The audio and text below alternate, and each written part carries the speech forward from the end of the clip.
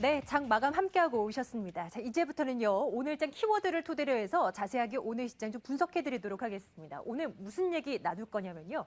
일단은 기관 매도 부분부터 짚어볼 겁니다. 외국인의 수급은 계속해서 시장을 받쳐주고 있는데 기관 투자자들은 어느새 4월 연속 매도를 보이더라고요. 오늘도 2천억 원 이상의 팔자 물량이 나왔는데 기관 투자자들의 움직임이 왜 이랬는지 좀 확인을 해봐야 될 것 같고요.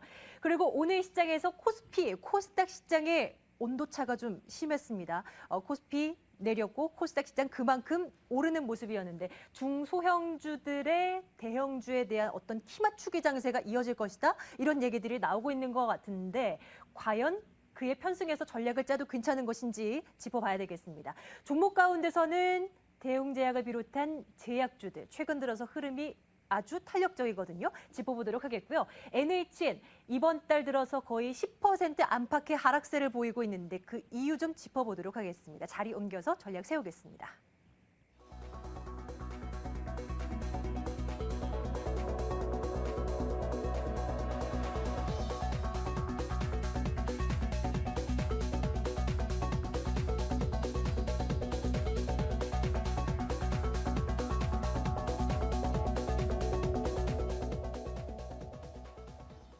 네, 코스피 엿새 만에 하락으로 돌아섰습니다. 오늘장 어떻게 해석해 볼 수 있을지 이분과 함께 말씀 나눠보겠습니다. MTN 김종효 애널리스트와 함께하겠습니다. 어서 오세요. 네, 안녕하십니까? 네, 자 오늘 시장 어떻게 평가하시는지 좀 들어볼까요? 네, 오늘 시장의 전반적인 모습은 지난 주말 우려했던 내용들이 조금은 나타나지 않았나. 네. 그래서 유가증권 시장의 외국인 수급은 이어지고 있었지만 시장의 온도차 조금 전에 설명해 주셨다시피 그런 온도차가 나타나고 있다는 것이 가장 큰 특징이 아닌가라고 보여지고 있고요.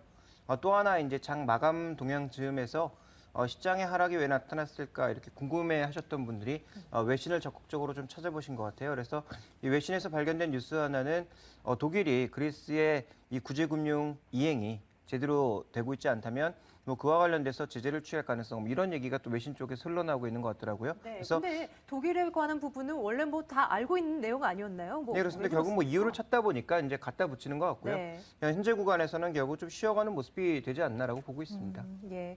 자, 뭐 오늘장에 이슈가 됐던 부분들 하나씩 좀 체크를 해드릴게요. 앞서서 기관 매도를 키워드로 설정을 해드렸었는데 외국인 투자자들의 사전이 이렇게 이어지고 있는데 기관은 왜 이렇게 돌리고 있는 겁니까, 등을?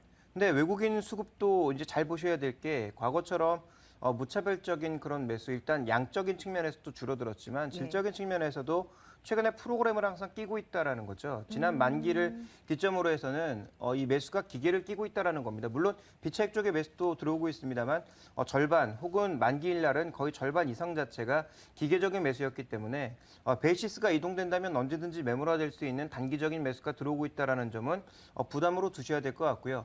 그거보다는 최근에 이제 시장을 압박하고 있는 요인, 제 장 초반에 오늘 그 증시 큐에서도 분명히 언급드렸던 부분인데 이 투신권 오늘 매매를 주목해보자. 이들이 오늘 지수의 등락을 좌우하고 있다는 그런 얘기를 드렸는데 네. 전체적으로 이들이 왜 매도를 하고 있을지 살펴보도록 하죠. 첫 번째로 말씀드리고 싶은 것은 지금 경기 측면에서 보면, 즉 경기가 좋아지고 기업 실적이 다시 올라가는 그런 측면에서 보면 정책적인 기대 효과 말고는 아무것도 없다라는 거죠. 대표적으로 이제 G2 국가라고 할 수 있는 이 중국과 미국의 지표를 보시겠는데요. 자, 먼저 중국의 제조업 지표 안 좋은 건 다 알고 계시죠? 전반적인 이 방향성은 모두 지금 우하향하고 있는 그런 모습이고 이것뿐만 아니라 실물 지표 쪽에서 산업 생산 같은 경우에도 최근 뭐 한 2년 내는 추세치가 나타나는 모습이었고 수출 모두 줄어드는 그런 모습들. 자, 이런 부담들이 결국은 정책이 나올 것이다라는 기대감으로 연결되고 있습니다만 그러한 기대감은 이미 지수 안에 많이 녹아있다라는 것입니다. 네. 그래도 미국 쪽은 좀 지표 괜찮지 않아요? 미국 쪽도 우리가 좀 살펴봐야 될 것은 이제 어떻게 볼 것이냐의 그 차이라고 보여지는데요. 네네. 미국의 이제 고용 세부 지표를 보시면 이번에 10만 명이 늘어났기 때문에 굉장히 좋다라는 얘기가 나오고 있지만 실제로 지금 나타난 것은 이 파트타임의 증가입니다. 그래서 제가 저번에도 한번 언급드렸던 적이 있는 것 같은데 미국 고용의 저 질적인 부분 자체는 조금 개선될 부분이 더 있다. 그래서 네. 장기 고용, 장기 실업된 사람들이 전혀 지금 회복되지 않고 있는 그런 모습이고 여전히 최근에 파트타임이 많다. 예, 그렇습니다. 네. 이 고용 회복도 파트타임 쪽에서 나타나고 있는 모습이어서 장기 실업자들은 여전히 줄어들고 있지 않은 가운데 이런 임시직 고용 자체는 언제든지 되돌릴 수 있는 그런 상황. 또 그동안 고용의 축을 하나 유지해 주었던 것이 정부 고용이었는데요. 최근 정부 고용 쪽은 정부가 힘을 쓰지 못하면서 전혀 고용되지 않고 있는 상황이거든요. 그렇다면 고용 지표는 언제든지 다시 또 안 좋아질 수 있는 그런 국면이기 때문에 이런 G2 경기의 전반적인 모습 속에서는 우리가 좀 더 신뢰도를 얻기는 힘들다라는 것을 알 수가 있습니다. 네. 그리고 또 하나 이미 설명드린 지표지만 지난 2011년 이후로 보시면 전체적인 지수의 등락 상황에서 정확하게 역상관 관계로 움직였던 것이 환율이었습니다. 그래서 환율의 움직임이 항상 다이나믹하게 움직였죠. 예. 이런 식으로 다이나믹하게 V자를 그리면서 움직였고 실제로 5월 달에 지수가 조정을 받을 때의 환율 움직임도 좀 더 뭔가 가파르게 움직이는 그런 모습이었는데 최근 지수는 200포인트 가까이 급등했음에도 불구하고 거의 변화가 없는 모습입니다. 그렇죠. 물론 예. 조금 내려가긴 했습니다만 춤을 췄던 N1 환율, 원달러 환율 모두 정체를 보이고 있는 그런 양상이기 때문에 그렇다면 이것은 결정적으로 유출입이 없다라는 거죠. 그러니까 이 달러를 원화로 바꾸는 그런 결제 수요 자체가 존재해야 시장에 무언가 자금의 유출입이 있으면서 예. 무언가 변화를 일으키고 있다라는 것인데 이것은 그 내부적인 안에서의 순환이 계속 나타나고 있을 지난번 뿐 설명해 주셨던 네, 그렇습니다. 대로요. 전체적으로 지금 누군가 외부에서 강하게 들어와서 한국 증시 정말 매력적이다. 예. 이 사는 물량이 생각보다 그렇게 많지 않다라는 것이거든요. 자, 그렇다면 기관들은 어떻게 움직여야 될까요? 믿어야 되는 G2 경기는 정책 빼면은 별로 믿을 게 없고 지수는 많이 올라왔죠. 그리고 외국인들의 흐름을 살펴보니까 이 외국인들의 매수도 과연 이것이 진성인지 가성인지 정확하게 알기가 어렵단 말이죠. 예. 자, 그렇다면 현재 기관 투자자들은 일단 차익 실현하는 쪽으로 좀 흘러가는 것이 아닌가. 자, 무엇보다도 우리가 항상 장기 투자자라고 불러왔던 기금들도 흔들리고 있단 말이에요. 지금 계속 팔고 있는 그런 모습들이고 투신권 같은 경우에는 뭐 주문이 나오면 어쩔 수 없겠죠. 펀드 예. 원매가 나오면 어쩔 수 없는 그런 상황이기 때문에 뭐 1950선 부근 혹은 2000선 근접하면 근접할수록 관련된 환매 압력은 늘어날 수 있다라는 점에서 기관들의 수급은 아마도 빠르게 좀 회복되긴 어렵지 않을까 이런 부분을 좀 봐야 될 것 같습니다. 그 외국인 투자자들의 수급에서요. 오늘 현물 시장에서는 매수, 선물은 매도, 콜옵션 매도, 풋옵션 매수 이런 부분도 다 좀 뭔가 좀 안 좋은 조짐들이 보이고 있다 이렇게 판단해도 되는 겁니까? 그 외국인들의 성격이 주체별로 다 다르기 때문에 예. 뭐 전체적으로 외국인을 통으로 봐서 외국인이 나쁩니다 이렇게 얘기하기는 어려울 것 같습니다. 그렇지만 오늘 우리가 또 살펴봐야 되는 중요한 지표 중에 하나는 미결작정이 감소했거든요. 그동안의 시장이 오르던 내리던 미결작정이 좀 계속적으로 증가하는 그런 모습을 보이면서 시장의 한 방향으로 좀 이끌어지는 그런 모습이었는데 미결제 탄력이 둔화되었다라는 것은 그만큼 들어왔던 물량들이 충분한 차익 실현을 거두고 빠져나가고 있다라는 거죠.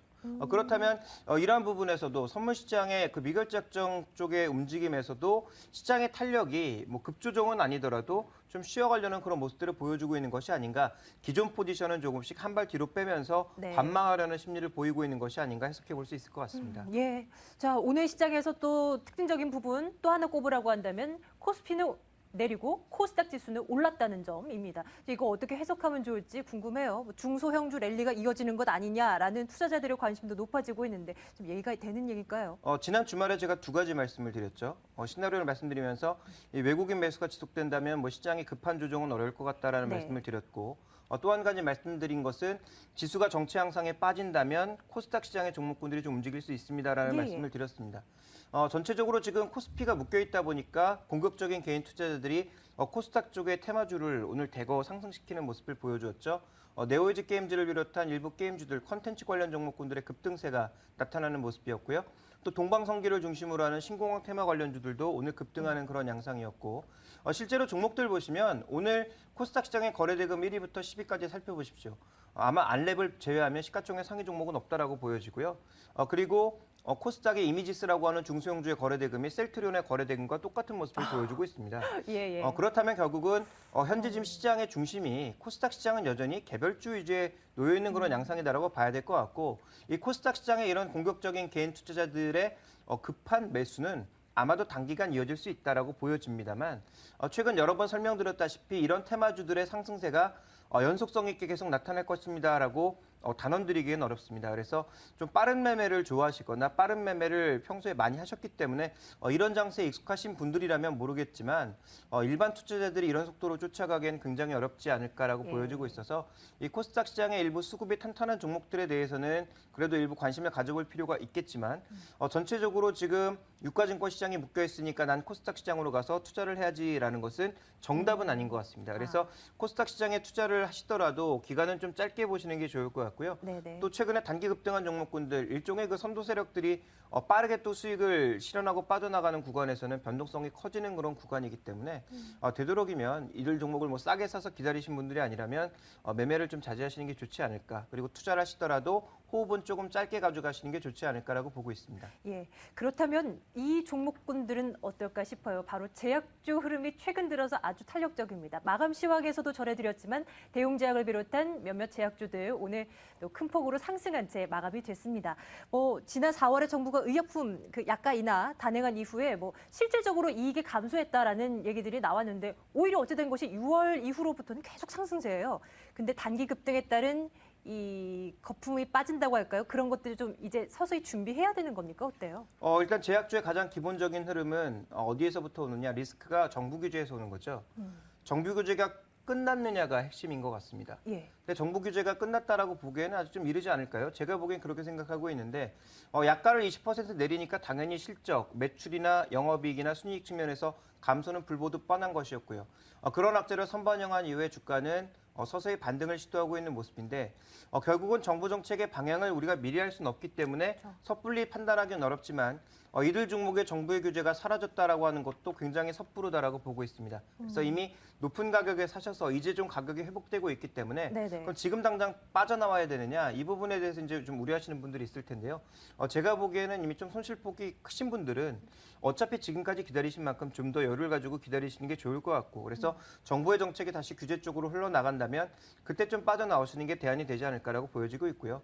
최근에 이제 주종을 이용해서 저가에 사신 분들은 서서히 조금 차익 실현을 해야 되지 않을까라고 보고 있습니다. 왜냐하면 이들 종목의 상승세가 연속성을 보이기 위해서는 최근과 같은 시장 분위기가 연출돼야 되거든요. 네. 결국은 이들 종목이 관심을 가질 수밖에 없는 그런 분위기가 좀 이어져야 될 텐데 만약에 다시 또 지수가 급하게 올라간다든지 이런 양상으로 전개가 된다면 다시 또 시장의 관심은 이들 종목에 대해서 소외시키면서 다른 종목 그렇죠. 쪽으로 옮겨갈 가능성이 높다라는 거죠. 그래서 소리 소문 없이 계속 오른다면 모르겠습니다만 최근에 다른 종목군들이 조정을 받으면서 이들 종목도 이제 일종의 트위팅, 사람들이 이렇게 쥐저김 속에 들어온 상황이거든요. 네네. 모든 사람들이 알고 있는 그런 호재는 더 이상 호재가 아닐 수 있기 때문에 이들 종목에 대해서는 조금 우리가 정제된 투자 전략이 필요하지 않을까라고 보고 있습니다. 결국은 지금 바이오 신약 시장에서 성장하고 있는 것이 시밀러 쪽이거든요. 그러니까 오리지널 신약이 나오면 복제 신약이 나와서 이 복제 신약 자체의 매출 기여도가 높아지는 그런 종목군들이 과거에도 좀 주가가 좋았듯이 지금 바이오 쪽도 마찬가지입니다. 바이오 신약을 만들어낼 수 있는 능력이 없다면 예. 결국은 바이오 신약을 빠르게 복제해서 많이 만들어낼 수 있는 그런 종목들이 좋거든요. 그래서 셀트리온을 주목하고 있는 여전히 거기 있다라고 보여지고 있고요. 신약을 만들어낼 수 있는 능력이 있는 일부 회사들 그리고 말씀드렸다시피 바이오 시밀러 쪽에서 강점을 가지고 있어서 지금 셀트리온 같은 경우가 9만 리터 정도 생산이 가능하거든요. 근데 이제 삼성전자의 2014년 목표치인가가 9만 리터입니다. 그래서 그런 부분을 고려해 보면 지금 셀트리온의 생산 능력은 대단하다라고 볼 수가 있어서 이들 종목에 대해서 어느 정도의 저점 매수를 이용하는 것은 나쁘지 않은 전략이 되지 않을까 판단하고 있습니다. 예. 또 하나의 개별 종목 살펴보겠습니다. 국내 대표 포털이라고 할 수 있죠. NHN 좀 살펴볼게요. 이번 8월 들어서 흐름이 아주 좋지가 않습니다. 왜 이렇게 다 떨어졌는지 28만 원대 하던 이달 초 주가 흐름이 24만 원대까지 떨어졌습니다. 이유 좀 살펴보도록 할게요. 왜 이렇게 떨어진 겁니까? 네, 가장 중요한 것은 기대감으로 올랐던 종목이기 때문에 기대감이 좀 사라지는 구간에서 주가의 변동성은 어쩔 수 없다라는 판단입니다. 장기적으로 지금 변한 것은 없다라고 보여지지만 네. 일단 2분기 성적표는 되게 좋지가 않았죠. 그래서 이런 겁니다. 이 학생의 이제 포텐셜 잠재력은 언제든지 100점을 맞을 수 있는 학생이지만 지금 당장 평균은 70점이거든요. 그러면 시장이 미래 100점의 평가를 할 거냐, 지금 70점의 평가를 할 거냐 얘기인데 얼마 전까지 미래 100점에 대한 평가가 좀 더 시장에 자리매김을 했다면 예. 지금은 그래도 지금 70점짜리야라는 그런 분위기로 흘러가고 있다는 거죠. 그래서 이런 분위기를 주도하고 있는 것이 또 외국인이고 또 최근에 기관 투자자들도 이에 동조하는 모습을 보여왔기 때문에 네. 결국 이 종목에 대해서는 기관 투자자들의 공격적인 순매수로 전환되지 않는 이상 단기 반등은 어렵다라고 보여집니다. 또 하나 이제 중요한 것은 뭐냐면 그 모바일 광고에 대해서 최근 리포트에서 많이 언급이 되고 있는 것 같은데요. 실제로 모바일 광고에서 돈을 벌고 있는 회사는 구글 정도라고 볼 수가 있습니다. 다른 여타 업체들은 실제로 안드로이드가 더 확산이 되면서 더 피해를 받고 있는 그런 양상이고요. 네. 그 모바일 광고 시장에서 향후 시장은 성장하고 있습니다만 전체 매출 추이에서 보면 아직도 굉장히 미약한 그런 양상이고 제가 봤을 땐, 제 관점에서 봤을 때는 구글을 누르고 이 NHN이라든지 이들 업체들이 모바일 광고 쪽에서 우리나라에서 굉장한 경쟁력을 보여줄 가능성은 생각보다 그렇게 높지 않다라고 보고 있습니다. 그래서 네이버의 라인을 계속 주목하고 있는 이유는 뭐냐면 이 라인을 통해서 여러 가지 플랫폼들을 만들어낼 수 있는 광고 플랫폼이라든지 게임 플랫폼이라든지 네. 이런 것들을 얹을 수 있는 향후의 가능성을 보기 때문에 계속 좋다라고 하는 것이거든요. 근데 이것도 결국은 아직까지 가능성일 뿐 실제로 내 눈앞에 들어오는 돈은 없는 상황이니까 네네. 시장에서 이제는 좀 한 발 빼고 다시 보자라는 그런 분위기가 연출되고 있는 것 같습니다. 그렇다면 이제 미래 성장 가능성들이 정말 눈앞에 보여지는 시기가 온다든지 3분기 내에 예. 아니면 조금 전에 언급드렸다시피 최근에 수급이 굉장히 악화되고 있는 만큼 이런 수급이 확실하게 회복을 보이지 않는다면 단기 반등은 어렵다. 그렇다면 가지고 있는 사람들은 장기적으로 기다려서 이러한 성장성이 나타나길 기다리든지 아니면 이 종목을 좀 수익폭은 줄어들었지만 일단은 정리해놓고 나서 다시 볼 것인지를 확실하게 좀 판단해서 빠르게 움직이는 것이 좋지 않을까라고 보고 있고요. 만약에 이제 제가 NHN의 투자자라고 한다면 저는 일단은 절반 이상의 비중 혹은 전부의 비중을 줄여두고 네네. 수급이 다시 회복되기를 기다리는 쪽에 좀 더 무게를 두겠습니다. 기관 투자자들의 순 매수가 8만여 주 정도 뭐 들어오는 모습인데 뭐 어느 정도 들어와야지 본격적인 매수다라고 판단할 수 있는 겁니까? 일단 뭐 거래량 대비해서 봤을 때는 한 적어도 20-30% 이상은 돼야 되겠죠. 그리고 예. 이들의 매수가 중요한 건 이제 매수가 들어오는 것도 중요하겠지만 우리가 항상 이제 외국인 매수 오늘 들어왔는데 왜 빠졌느냐 이거 굉장히 참 어리석은 질문이거든요.